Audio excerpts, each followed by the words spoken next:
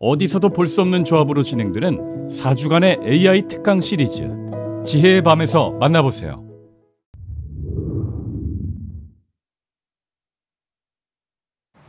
박병창의 마켓 인사이드. 네. 교보증권의 박병창 이사님 나오셨습니다. 안녕하세요. 어서 오세요. 예, 안녕하십니까. 네. 얼마 전에 박 이사님하고 점심 먹었는데 왜 마켓 인사이트가 아니라 마켓 인사이드인지를 설명을 해주셨습니다. 네. 한번 설명 한번 해주시죠.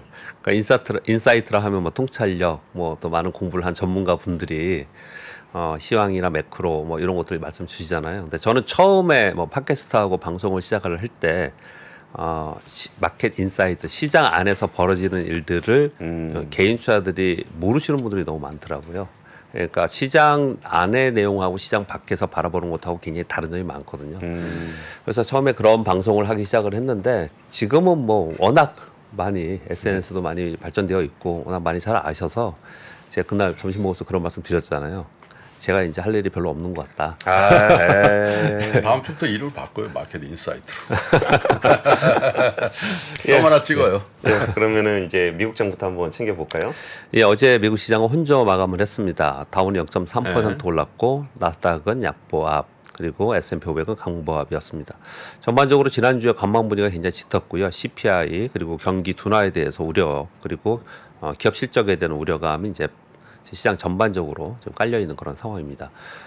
지금 어제 발표된 내용들 중에서 그 뉴욕 연은의 단기 기대 인플레이션이 단기 기대 인플레이션을 하면 1년 후에 인플레이션 기대하는 인플레이션입니다. 예. 4.2%에서 4.7%로 올라왔어요. 많이 올랐네요. 그러면서 5월에 기준금리 25bp 인상 확률이 높아졌고요. 그래서 달러 인덱스와 국채 수익률이 상승하는 모습을 나타냈습니다. 그래서 빅테크들이 아침에 하락하고 그래서 아침에 하락 출발했습니다. 1% 정도였는데 이제 장중 저점으로부터 종가로 보면 1% 정도 반등을 했습니다. 그래서 장중에 꾸준히 반등을 해서 그나마 이제 양봉을 만들면서 전약 후강을 만들었다는 점은 좀 그래도 우호적이다 이렇게 볼 수가 있겠습니다.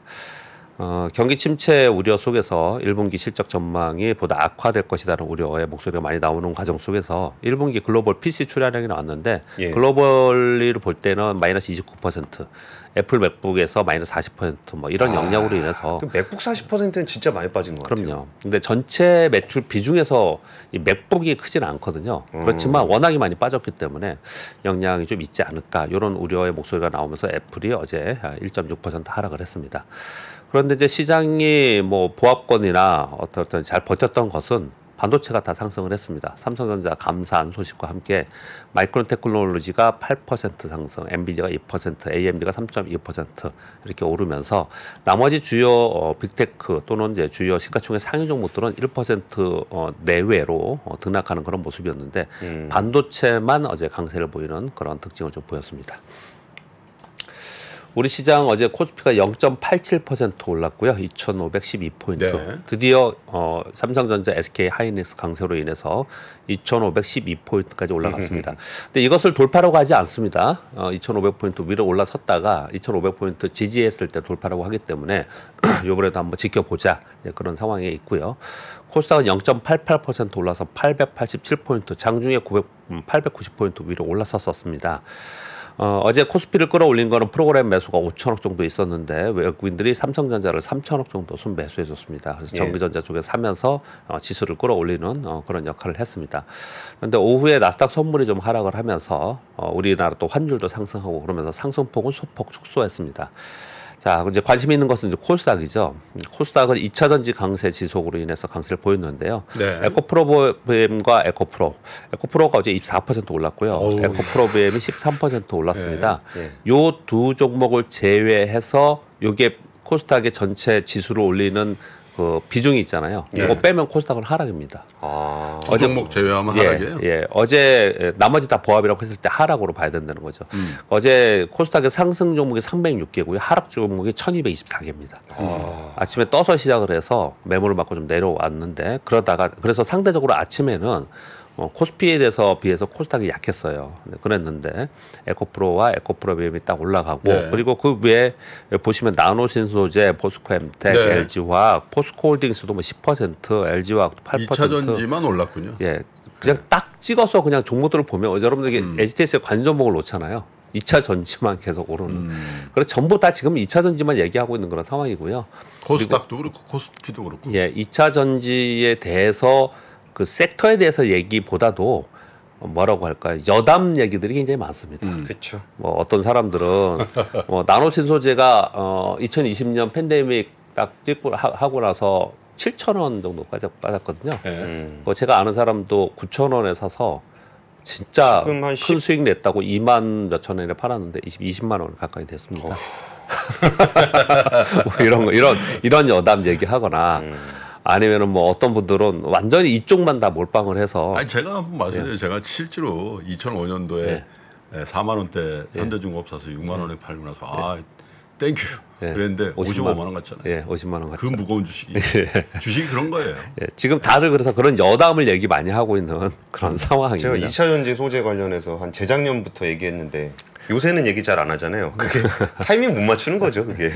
지금 이제 또 한편으로는 애널리스트들 입장이나 여러분 뉴스를 많이 보시면은 이제 또 걱정스러운 우려의 목소리도 많이 나오고 있는 그런 상황입니다. 지금 보시면 에코프로 제외하면은 시장은 지수 자체도 하락이고 그리고 하락 종목이 훨씬 많이 나타나고 있는 상황이니까 쏠림이 이제 치우침이 좀 커지면서 그런 모습이 나타나는 것이고요.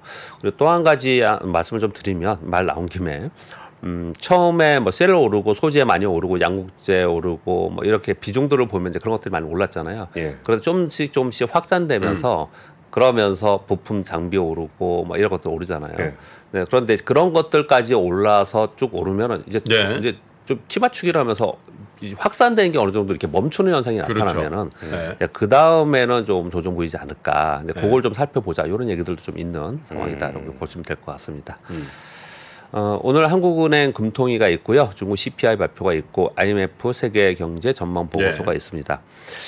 지금 전체 기전은 매크로 시황의 기전은 경기 지표 그리고 CPI 결과에 따른 5월 FMC 전망이 시황의 베이스입니다. 이게 이제 베이스에 깔려 있는 거고 그런 가운데 본격적으로 실적 시즌에 진입합니다. 이번 주 후반부터 은행주를 비롯해가지고 TSMC가 중간에 있고요. 실적 발표를 합니다. 그래서 실적 발표 시즌에는 실적 발표하는 종목들이 시가총액이 높은 종목이 있으면 그 종목이 올라가고 내려가고 그러거든요. 그래서 그 기업별 실적 발표에 따라서 종목별 또는 섹터별 동락이 나타나는 그런 상황인데 일단 지금 현재까지 나온 것은 항상 발표 전에 지난 4분기 실적 발표할 때도 그랬는데요. 지금 실적 악화 우려를 지금 하고 있는 그런 상황입니다. 그래서 시장이 좀 여기서 좀 전다라는 표현하죠. 이렇게 세게 가진 못하고 쩐다. 그리고 밑에서 반등을 하는데 그렇게 이제 강하게 치고 가는 그런 상황은 아니다. 쩐다는 쩐다 이게 쩐다고 절다. 예, 그렇게 보시면 될 것 같고요. 우리 코스피는 2,500포인트 안착 여부를 확인하는데 그동안에 이제 금리하고 환율을 양쪽 두 가지로 봤을 때 금리 부분은 좀 우호적으로 좀 됐어요. 그리고 환율도 우호적인 상황이 좀 있는데 요즘에 환율이 우리나라에서 환율이 좀 올라갑니다. 안 좋아요. 그래서 좀 단기적으로 좀 안 좋은 상황이 됐어요. 그래서 여기에 따라서 외국인들 순매매와 그리고 삼성전자는 이제 함차게 거쳐갔고 다른 대형주들이 실적 발표하면서 시장이 어떻게 반영하느냐에 따라서 이제 안착 여부가 확인이 되겠죠. 그래서 여기는 이제 완전히 여기에 달려 있는 거고 코스닥은 순환매입니다. 순환매. 2차 전지가 베이스지 않습니까? 그래서 그런 상황 속에서 어제 반도체가 또 약했거든요. 반도체가 약했다는 부분은 완성품인 SK 하이닉스와 삼성전자는 강했어요. 그런데 그 이제 후방에 있는 것들이 물론 선별적으로 강한 종목이 있었지만 후방에 있는 것들은 전체적으로 매물 좀 맞았습니다. 그래서 이런 것들이 매물 맞았다가 또 다시 올라오느냐 이런 이제 순환을 보는 것이 가장 중요하다 그렇게 계속 말씀을 드리고 있는 거고요. 개별 종목은 실적에 따라서 당연히 차별화되겠죠. 그런 모습을 나타내고 있는 것이고요. 지금의 상황에 따라서 이걸 쓰신 분은 뭐 기분이 뭐 나쁘실지 모르겠는데 다 어차피 SNS에 다 돌아다니는 거니까 하나 말씀을 드리면 어딘지는 말씀을 안 드리겠습니다. 어제 자사운용사 한 곳에서 고객 레터를 이렇게 보낸 것이 SNS에 막 돌아다녔어요. 그런데 이제 쭉 전반 부분은 1월, 2월, 3월에 단기 시황을 잘못 본 부분에 대해서 참 힘들다. 힘들다. 그런 얘기가 좀 있었고 좀 약하게 많이 본 거잖아요. 상당 부분 약하게 많이 봤어요. 근데 시장이 워낙 특히 종목별로 굉장히 셌기 때문에 코스닥은 뭐 화랑이지 않습니까? 이 정도면은 그러다 보니 이제 그 부분 썼고요. 그 뒷부분이 좀 인상 깊어서 제가 그냥 이제 여담으로 말씀을 드리는 겁니다. 지금의 쏠림 현상이 나타나는데 거기에 2차전 얘기를 하는 겁니다.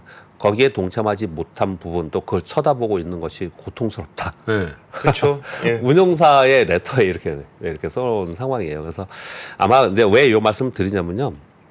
우리 개인 투자자 분들도 이것 때문에 상대적으로 굉장히 힘들어하시는 분들 많이 있더라고요. 그렇죠. 굉장히 있더라고요. 물론 많은 분들이 한두 개씩은 갖고 있어서 뭐 저 역시도 이것 때문에 이번에 올라오고 전체적으로 좀 그랬는데 고객분들도요. 네, 그래서 고맙죠. 2차 전지가. 그리고 뭐 엄청 돈 번 사람도 굉장히 많고 그런데 그렇지 않은 분들 대형주 갖고 있었거나 그렇지 않은 분들이 이걸 쳐다보는 고통이 좀 있습니다. 그런데 어떻게 표현할까요? 길게 시간을 이렇게 보면은 아까 지금 우리 김프로님 말씀 주신 것처럼 현대중공업을 아까 6만 원에 팔았는데 55만 원 간 거 그런 것처럼 주기가 계속 있고요. 시장이 급락하지 않으면 섹터는 순환하고 이 시기에 또 다른 섹터가 나와서 이만한 게 나올 수 있을까라는 걱정을 되게 많이 해요. 근데 단기적으로는 당연히 여기에 동참하지 못한 것이 실수인 것이 분명히 맞을 거예요. 만약에 동참하지 못하신 분들은.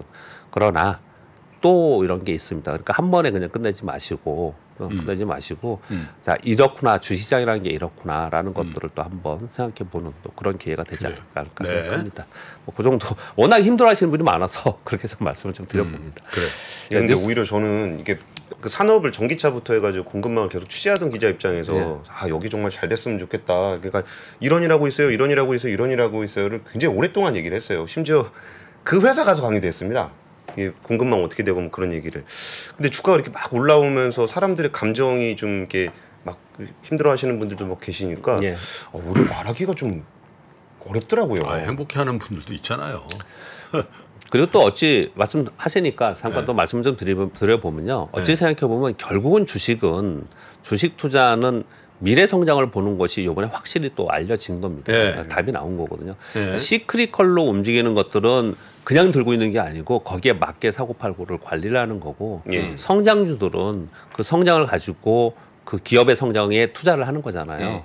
그런데 그 어떤 기업이 어떤 섹터가 성장할 것인가를 나는 모른다는 사실은 자기 변명입니다.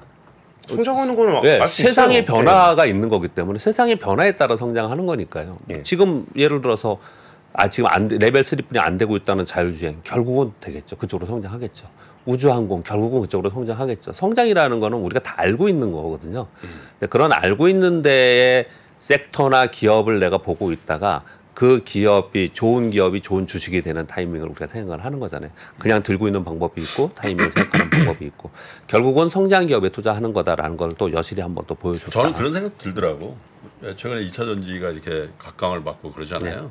그래서 개별 종목에 투자한 분들의 수익률이 좋아서 해피한 분들 못 들어가서 안타까운 분들도 있는 게 주식시장에 당연한 건데 근데 더 중요한 거는 우리 기업들이 언제부터 준비를 해서 2차 전지 산업을 이렇게 일으켰냐. 우리가 솔직히 뭐 10년 전에 뭐 에코프로를 알았어요. 무슨 LNF니 무슨 대주전자재로 얘가 있잖아요. 대주전자재로 그런 거 안 하던 회사였다고. 근데 어떻게 해서든지 물론 뭐 앞에 전방 산업의 셀 업체들도 대단한 일을 했지만 그 밑에 단에 있는 부품 소재 업체들이 거기에 얼마나 각고의 노력을 했을 거예요. 그죠? 그렇습니다. 그래서 우리나라에 큰 먹거리가 생겼다라는 측면에서는 정말 다행스러운 일이죠. 그게. 지금 반도체가 이렇게 싱크하고 있는데 그런 거라도 없어봐. 어떡할 겁니까? 여기서 제가 중재하지 않으면 계속 이 얘기만 하게 될 것 같아서 주요 이슈 한번 점검해 보시죠. 알겠습니다. 월드뱅크에서 2023년 글로벌 성장률을 상향 조정했습니다. 지난 1월 전망이 1.7%였는데 2%로 상향 조정했는데 이유는 중국에 대한 기대감 그리고 선진국의 경제 상황이 예상보다 좀 양호하다 이렇게 얘기를 했고요.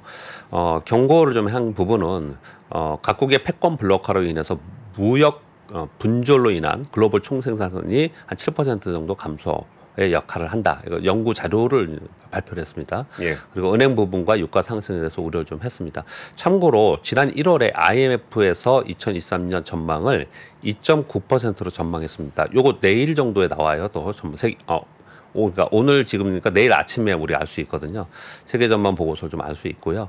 근데 이때 이제 이런 얘기를 했죠. 우리 그때는 우려의 목소리가 많았습니다. IMF 총재가 향후 5년간 세계 경제 연평균 3% 이내로 성장한다. 1990년대 이후로 최저 성장률 이렇게 얘기를 했거든요. 근데 지금 충계 회의하고 있잖아요. 근데 예. 또 예상보다 또 올려놨어요. 맞아요. 예, 그러니까 월드뱅크에서 이렇게 했는데 IMF에서 2.9%인데 뭐 내린다, 만약에 내린다 하더라도 그러면 어떤 코멘트가 나오는지 이런 부분들은 이코노미스트들이 또는 월가에서만 아마 분석 자료들이 많이 나올 것 같습니다. 그래서 관심 있게 좀 생각을 하고 있고요. 예. 두 번째 뉴스는 사우디 주도의 오펙 플러스 감산 있잖아요. 그래서 중소 산유국이 증산을 거꾸로 했다라는 뉴스가 있어서 이것 때문에 유가가 급등하지는 당분간 않을 거다. 월스트리트 저널의 뉴스가 좀 있었습니다. 구체적으로 국가가 나왔는데요. 그리고 얼마나 증산했는지도 다 수치가 나왔어요. 네. 노르웨이, 이란, 나이지리아, 브라질, 카자흐스탄 이런 데서 증산했는데 이유가 재밌습니다. 왜 그랬냐면 이들 국가는 여러 가지 각자의 다른 이유로 인해서 시추가 중단되었던 국가들이 유가가 뜨니까 시추를 재개하면서 증산을 더 많이 지금 돈 벌어야 된다 이렇게 하고 있다라는 거예요. 그래서 한쪽으로는 감산을 하고 이쪽에서 증산하는 이런 상황이 돼서 그래서 아주 이렇게 크게 유가가 급등하는 이런 현상은 네. 단기간에 없지 않을까 이런 자료들이 좀 하나 나와 있을 것 네. 같습니다. 세 번째 뉴스는 지난번에 IRA 세부 지침 나왔잖아요. 근데 외국 우려 단체, 우려 국가 곧 발표합니다. 세부 지침에서 여기에 이제 우리가 관심이 있고 우려를 좀 하고 있는 부분은 배터리 소재 분야의 한중 합작 기업들 영향권이 어느 정도인지 요거 지금 걱정을 하고 있거든요. 예. 그러니까 왜 그러냐면 우리나라는 중국의 광물 환영을 할 수밖에 없고 해야 되지 않습니까? 근데 중국 기업은 또 자기는 직접 못 가니까 우회로로 한국을 통하는 거예요. 그래서 예를 들어서 몇 가지만 가져왔는데 SK온은 에코프로와 플러스 중국 거린메이와 합작해서 전국제 공장을 지금 짓고 있고요. 예. LG화학도 구미의 양극재 공장을 중국 화요코발트와 짓고 있고 포스코도 그렇고 이런 데들이 있거든요. 근데 여기에 만약에 외국 우려 단체에 뭐 중국이 어떤 기업들 이렇게 나와서 얘들하고 합작하는 부분에 대해서 혹시라도 제동이 걸릴까봐 약간 걱정을 좀 하고 있어요. 그래서 그러면은 또 이 전략이 바뀌게 되지 않습니까? 그래서 이 부분은 좀 중요하게 시장에서 좀 보고 있는 것 같다. 그걸 말씀을 좀 드리겠습니다. 아니 저 포드는 어떻게 하려고 그래요? 제일 좋은 게 포드는 CATL 같은 셀 회사만 지정되는 거예요. 셀 회사만. 우리의 입장에서는 네. 셀 회사만 딱 지정이 되면은 나머지 공급망은 우리도 써야 되기 때문에 테슬라는 어떻게 하려고? 테슬라 그러니까. 테슬라도 CATL이랑 거래하니까요. 예. 근데 현대차도 CATL 거래하는구나. 복잡하긴 하겠네요. 예. 배터리 회사들 입장에서는 셀 회사만 걸리는 거. 네. 예, 다음 뉴스는요? 네 번째는 아까 말씀 주셨습니다. 근데 저는 해석을 좀 하겠습니다. 개인적인 네. 의견인데요. 미국 상업용 부동산 담보대출 2025년까지 약 2천조 원이 만기 도래한다라는 거거든요. 근데 걱정은 왜 걱정을 하느냐? 은행 대출 감소될 것이고 요번에 파산 위기 때문에 그리고 부동산 가격이 지금 하락하고 있는 상황이기 때문에 부실화 우려가 있다 이렇게 얘기를 하고 있는 건데요. 저는 요 뉴스를 딱 보면서 굉장히 긴 장문의 뉴스였어요. 근데 이 뉴스를 보면서 이게 지금 시장의 경고를 미리 하는구나. 예. 또 한 가지는 그러면은 정책 당국에서 이거 계속 금리 인상하면서 이게 가만히 있지 못하겠구나. 뭔가 조만간에 나오겠구나. 우리나라 지금 그렇듯이요. PF 관련돼 가지고 그렇듯이 이게 나오겠구나. 이런 생각이 좀 들었습니다. 그래서 여기에 관련된 뉴스가 어떤 게 나오는지도 한번 살펴보는 것도 중요할 것 같습니다. 다섯 번째 뉴스는 글로벌 투자 자금 머니무브, 머니무브까지라고 할 수 있을까라는 생각은 들긴 하는데요. 예. 미국에서 돈이 빠져서 중국이나 다른 나라 간다라는 얘기예요. 미국에서 올해 한 해 지금 한 3개월 지났지 않습니까? 4월 첫째 주니까 340억 달러가 유출됐고 중국은 160억 달러 유입됐다는데 차트를 보시면 확연하게 나타납니다. 이게 올해입니다. 올해 2023년 1월 1일부터 밑에 맨 밑으로 340억 달러 빠진 거는 미국이요. 미국 주식형 펀드 얘기하는 겁니다. 그리고 중간에 이렇게 쭉 나란히 있는 100은 유럽이고요. 그 위로 좀 올라가 있는 건 중국이고 그래요. 그런데 사실 보면은 중국의 지수가 올라간다든지 중국의 경기가 아주 좋아졌다는 이런 얘기 지금 안 하잖아요. 그쵸. 그래서 월가에서 어떤 얘기를 많이 하냐면요. 이런 현상이 좀 나타나면서 그 시기를 중국이 리오프닝한 효과가 나타나는 시기가 예상했던 것보다 한 1분기 정도 뒤로 늦춰졌다. 이렇게 요즘에 얘기를 많이 해요. 그러니까 너무 섣부르게 지금 맞아요. 그 기대치가 높은 상태에서 그게 효과가 나타나지는 않고는 있지만 좀 더 지켜볼 필요가 있지 않나. 이들은 그렇게 해석을 하고 있다. 이렇게 좀 보는 거고요. 그리고 6번째 뉴스는 우리나라 뉴스인데요. 우리나라 정책 당국에서 반도체 등 11대 핵심 분야에 매년 R&D 신규 예산의 70%를 여기 쏟아붓겠다. 이런 발표가 있었거든요. 예. 이거 왜 가져왔냐면요. 이거 다운로드 여러분 받을 수 있으니까. 여기 보면 반도체, 디스플레이, 2차 전지, 미래 모빌리티, 자동차 소속 이렇게 있잖아요. 그 옆에 쭉 설명까지 다 써 있거든요. 예. 우리가 증시 경우에 이런 거 있지 않습니까? 연준에 맞서지 마라. 또 하나가 있습니다. 정책에 순응하라. 정책에 순응하라. 여기에 돈이 들어가는 것이기 때문에 거기에 순응해라라는 거죠. 근데 실제로 보면요. 지금 뜨는 게 다 이거 아닙니까? 이 사진이 떠 있는 거고요. 예. 미래 모빌리티 뜨는 거고 거기에 반도체 지금 디스플레이 요번에 움직이기 시작한 거고 그렇습니다. 그러니까 여기 내용들은 좀 관심 있게 이쪽 섹터는 볼 필요가 있다라는 관점에서 가져왔고요. 7번째는 아까 잠깐 언급을 주신 에코프로 자회사인 에코프로 머티리얼즈. 사실은 이게 모멘텀이 있었습니다. 계속 이 모멘텀이 있기 때문에 안 빠진다 이 얘기를 계속 1, 2주 전부터 계속 했던 얘기들이고요. 근데 이게 이제 상장 추진하고 한다라는 발표들이 지금 나오고 있는 거고 4월 말 상장 예비 심사 청구를 하고요. 목적은 전고체 공장 증설 자금 조달 목적입니다. 이것도 차트가 이제 그림들이 나와 있는데 이런 그림입니다. 지금 에코프로 3, 4 이제는 에코프로 3형제가 아니고 에코프로 4형제가 될 거다 이렇게 얘기를 지금 하고 있는 건데 41.4조입니다. 그래서 요즘에 이런 돌아다니는 자료들을 보면은 이 규모가 어느 정도 규모인지 뭐 어디 지수사하고 비교하고 어디 대형사 어디하고 비교하고 이렇게 비교를 많이 해놓고 있는 그런 상황인데요. 절대 비교하는 그 자체가 중요한 건 아닌 것 같고요. 지금 에코프로가 시가총액이 계속 이렇게 이제 하루에도 어제 7조 늘었다고 하죠. 하루에. 그렇게 늘어가는 그런 상황 속에서 새롭게 자회사 하나가 상장을 또 한다. 그러면 또 사이즈가 더 커지겠죠. 그래서 그만큼 더 영향력이 커진다. 이런 얘기들 지금 하고 있는 상황이고 그런 기대감이 그동안에 있었는데 이제 가시화되고 있다. 이 말씀을 드리겠습니다. 근데 이 문제는 조금 신경이 쓰이는 게 저희가 그동안 자회사 동시상장 관련해서 굉장히 좀 주주 가치를 좀 훼손할 수 있다라는 얘기를 좀 했었잖아요. 근데 그러면서 기업 입장에서 신규 투자를 하려고 그러면 자금 조달이 필요하다는 입장을 좀 같이 전달을 했었는데 그 장단점이 있는 거죠. 네네. 주주 간의 이해상충 문제가 있다는 네네. 거하고 그 기업의 이제 투자금을 모집해서 좀 더 산업을 확장할 수 있다는 장단점이 있는 건데 이거를 시장에서 어떻게 받아들일지는 조금 고민이 되는 부분이긴 한 것 같아요. 박 기자님 좀 이것에 대해서는 좀 시장은 긍정적으로 보고 있는 거죠?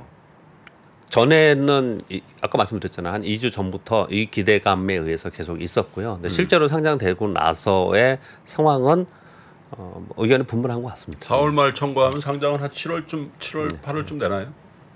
지금 요즘에 좀 빨리 하니까요. 아니 2달 걸리거든요. 그러니까 7월이면 되지 않을까. 심사하는데 2달 걸리고. 그다음에 IR하고 공모. 예전에는 막 그런 거 하고 나서 굉장히 시간을 끌어갔는데 요즘 그러지는 않더라고요. 네. 7, 8월이면. 그래. 예. 8번째 마지막 뉴스는요. 삼성 SDI가 그동안에 매출의 총 비중이 있잖아요. 예. 삼성전자가 1위였습니다. 삼성전자의 휴대폰, 노트북, 배터리 그리고 반도체 제조하는데 들어가는 소재 이거였거든요. 그런데 삼성전자 비중이 2020년 12.4%에서 22년 6.8%로 줄어들면서 지난해 매출의 20조 원 중에 8.45주가 유럽형 전기차에서 나왔다고 합니다. 어마어마한 산업의 지금 변화가 지금 일어나고 있는 거죠. 그쵸. 여기 지금 최대 매출 유럽형 전기차 여기 이제 헝가리 쪽 공장, 헝가리 공장 맞죠? 헝가리 공장 쪽에서 BMW 들어가는 데 많이 가고 있거든요. 그래서 어떤 한 완성차 업체를 잡고 같이 가는 거에 어마어마한 겁니다, 사실은. 그래서 삼성 SDI의 변화를 보면서 우리 지금 산업 내 구조적 변화 이런 것들이 확연하게 드러나고 있다. 이렇게 여기까지 말씀드리겠습니다. 네, 알겠습니다. 오늘 미국 시장, 코스피 그리고 주요 뉴스까지 한번 다뤄봤습니다. 지금까지 마켓인사이드의 박병창 이사님이었습니다. 감사합니다. 감사합니다. 시간이 흘러도 변하지 않는 여러 가지 원칙과 사고 체계는 존재하거든요. 대가들의 사고 체계, 투자 기법이 아니라 생각의 방법. 그런 거를 분해를 해서 재구성을 해서 하나의 어떤 틀로 조합을 하는 과정이 필요한 것 같다. 라쿤 자산운용 홍진채 대표의 거인의 어깨에 19년간 초과 수익을 달성한 그가 어떻게 주식 대가들의 투자법을 활용했는지 이 책에서 최초로 공개합니다. 대가들의 검증된 투자법을 여러분의 눈으로 직접 확인하시죠.